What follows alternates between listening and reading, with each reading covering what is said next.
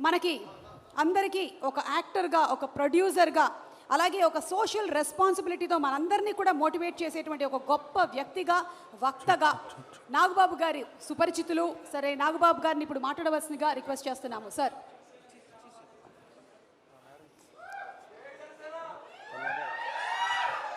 మీరు ఈరోజు ఒక ప్రొడ్యూసర్ గారి హస్బెండ్గా, బెటర్ హాఫ్గా వచ్చారా, లేదా ఒక తండ్రి బాధ్యతలో వచ్చారా, లేదా ఒక యాంకర్గా నాతో మాట్లాడడానికి వచ్చారా? ఈ 3 ఆప్షన్స్లో 4th ఆప్షన్ కూడా ఉంది, వరుణ్ తేజ్కి కంపెనీ ఇవ్వడానికి వచ్చారా? లేదు, సుమ అద్భుతంగా ఎంకరేజ్ చేస్తుంది కాబట్టి చూద్దామని వచ్చాను. మిగతా అన్ని పద్మజ గారు, ఐఎమ్ సో సారీ. తర్వాత thank you very much. And అంటే నేను స్టేజ్ మీదకి మాట్లాడే ఓపిక లేదు, అని కూర్చొని మాట్లాడతాను. ఇదే అనుకుని అందరూ వినండి.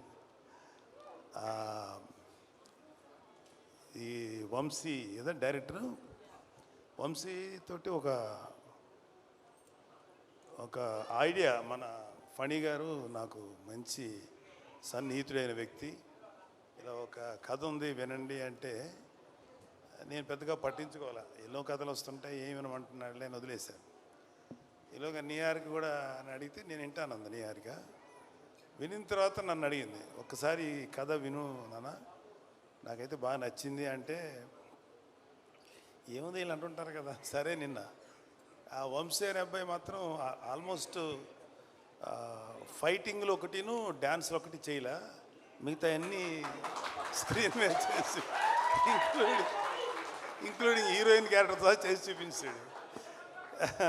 కాకపోతే ఆ పెర్ఫార్మెన్స్ కంటే కూడా బిహైండ్ స్క్రిప్ట్ ఎంత పవర్ఫుల్గా ఉందని నేను అది ఆలోచించాను.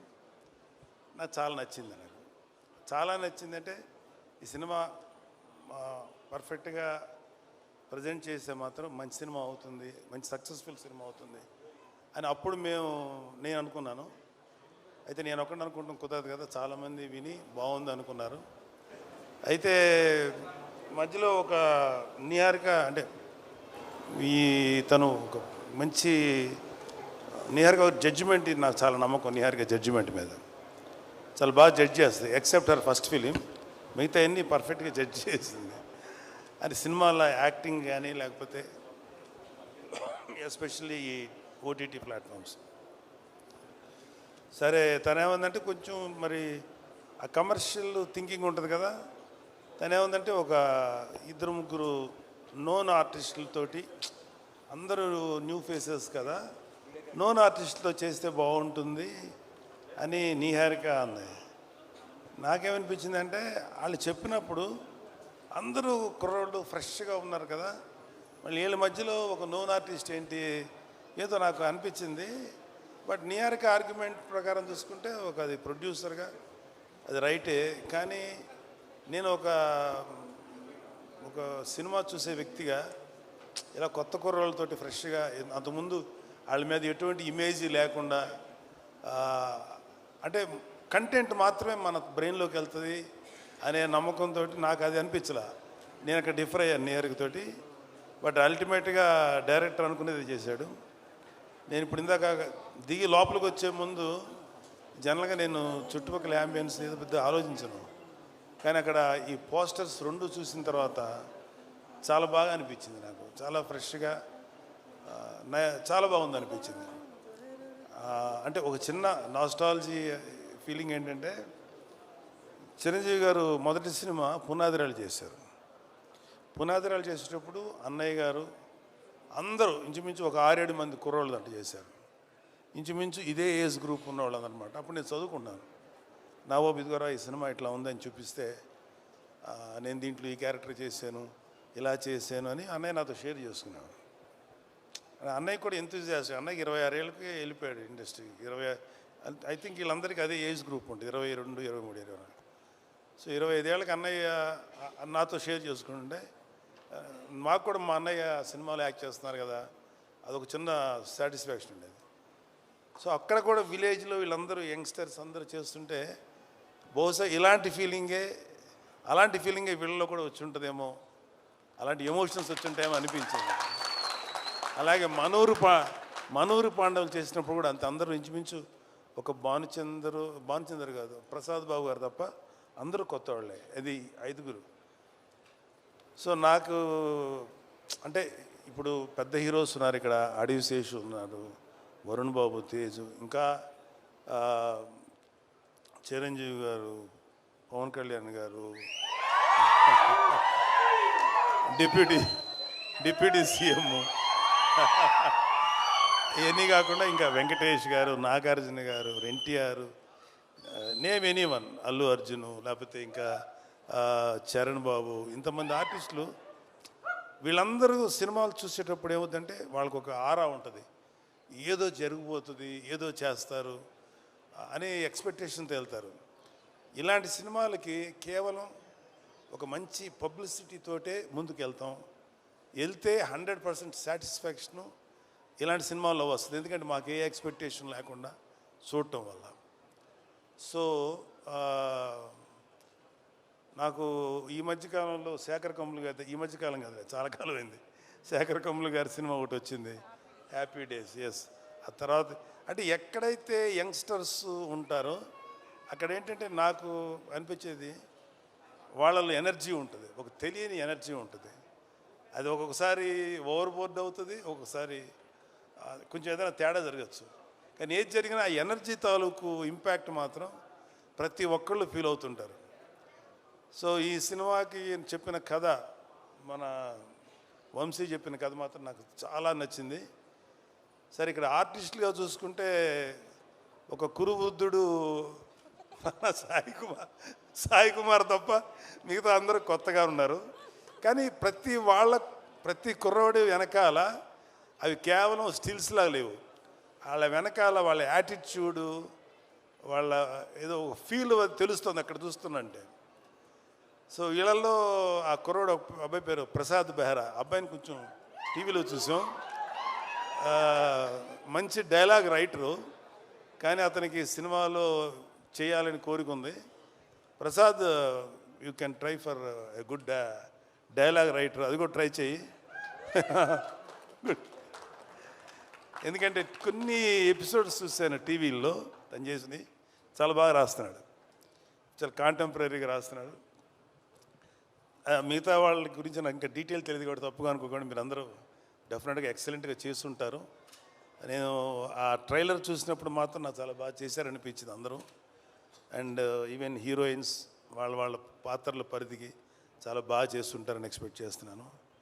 మ్యూజిక్ డైరెక్టర్ అనుదీప్ కూడా చాలా మంచి సాంగ్స్ ఇచ్చారు కాకపోతే నాకు అనిపించింది ఏంటంటే అనుదీప్ కూడా ఒక క్యారెక్టర్ చేస్తుంటే ఏమైపోద్ది, ఇంతమందిలో అతను ఒక క్యారెక్టర్ చేస్తుంటే పోద్ది కదా ఒక క్యారెక్టర్ అనిపించింది. కానీ డైరెక్టరు నిన్ను తొక్కేసాడు అనుదీప్. మిగతా ఆర్టిస్టులు అందరూ కలిసి నిన్ను వస్తే నువ్వు ఎక్కడ డామినేట్ చేస్తావు నిన్ను తొక్కేశారు, నిన్ను కేవలం బిహైండ్ ది కెమెరాను పెట్టారు. Thank you. అండ్ మా స్నేహితుడు, నా ఆత్మీయుడు, మా ఫణి, ఒక చిన్న అతను వేరే బిజినెస్లు ఎంతున్నా సరే అతనికి ఒక సినిమా చేయాలని ఒక చిన్న పిచ్చి అంటారా లేకపోతే ప్యాషన్.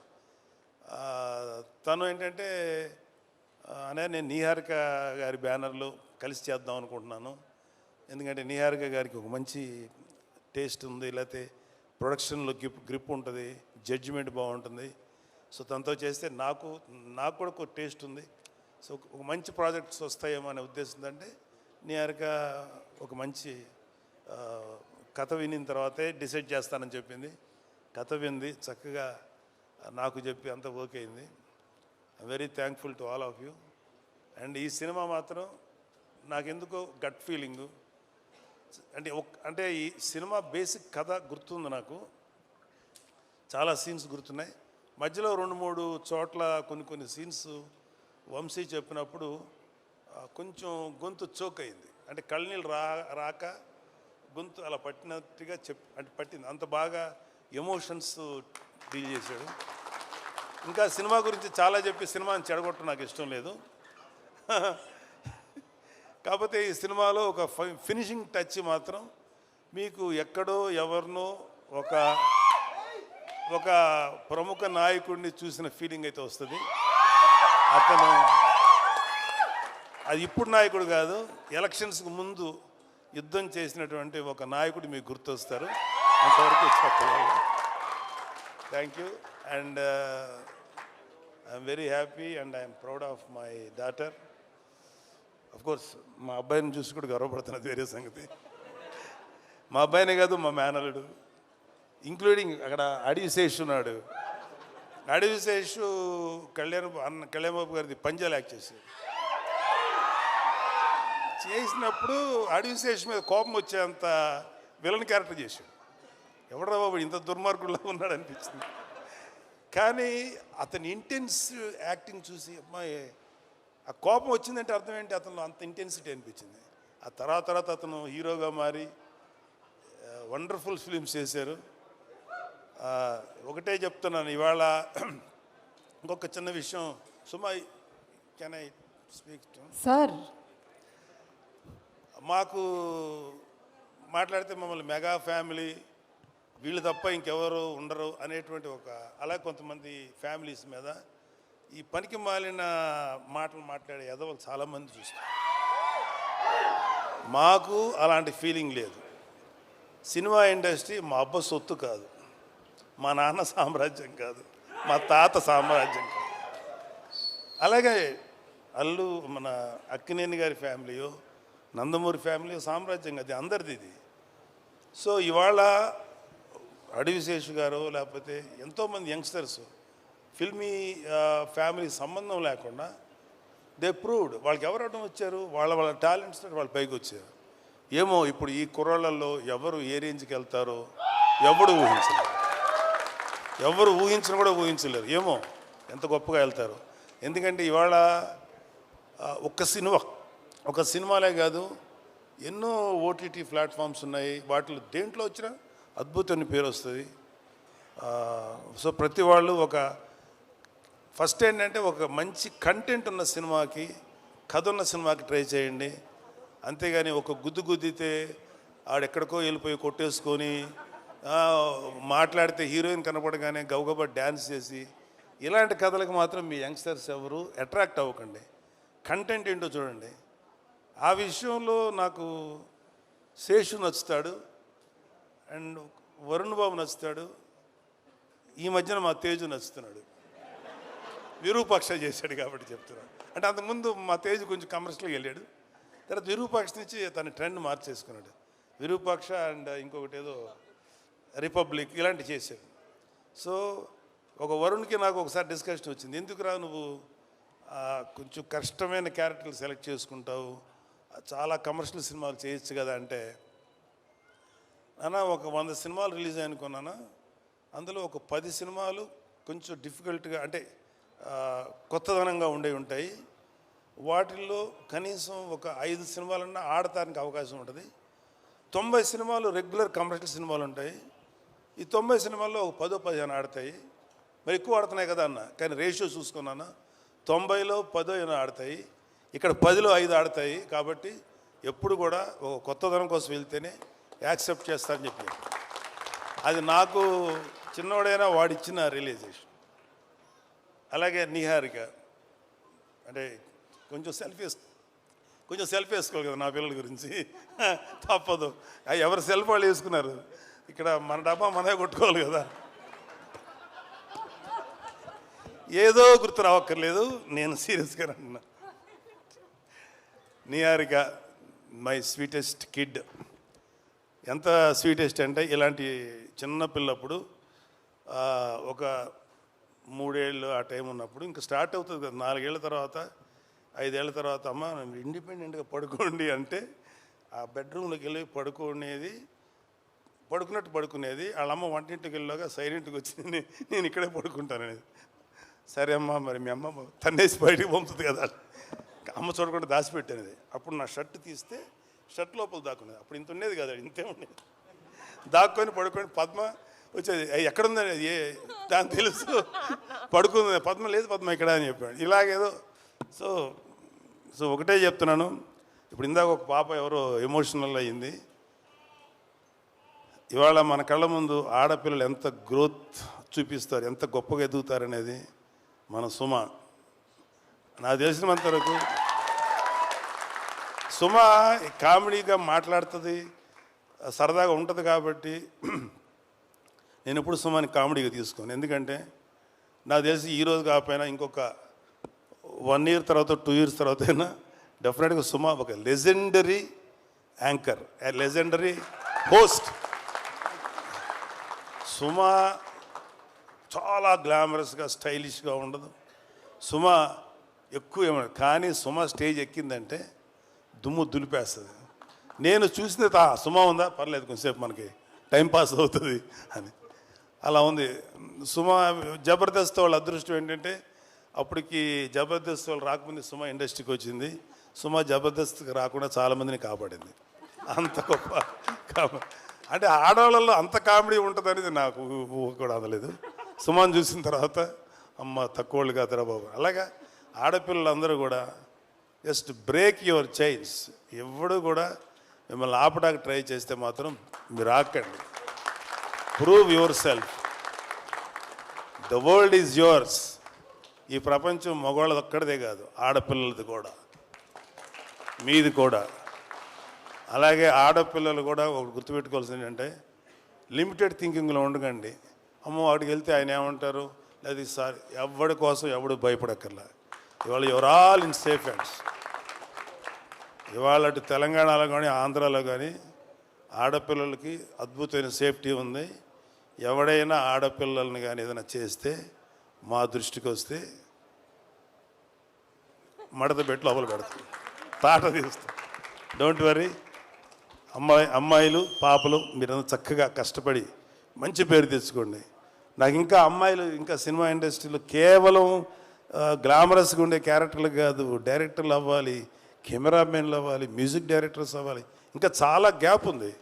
ఇదిగో ఈ మగ బ్యాచ్ని అందరిని కొంచెం డామినేట్ చేయండి మీరు కూడా వచ్చి. Thank you, all the best. I wish all the best. Committee. Thank you so much Nagababu గారు. As usual you inspire all of us అండి. అండ్ మీరు చెప్పినట్టుగానే ఆడపిల్లలు అన్ని రంగాల్లోనూ ముందుకు దూసుకొని రావాలి. అండ్ ఆ ఆడపిల్లలకి ఇలాగే ఇంట్లో మీలాగా నాన్నలు సపోర్ట్ అందించాలి, అమ్మలు సపోర్ట్ అందించాలి, పెళ్ళిళ్ళు అయిన తర్వాత కూడా వాళ్ళ ఇన్లో సపోర్ట్ అందించాలి. ఒక ఆడపిల్ల బయటకు వచ్చి వర్క్ చేయాలి అంటే కంప్లీట్ ఫ్యామిలీ వాళ్ళతో పాటు నిలబడి సపోర్ట్ అందించాలి అని మనస్ఫూర్తిగా కోరుకుంటూ ఉన్నాము.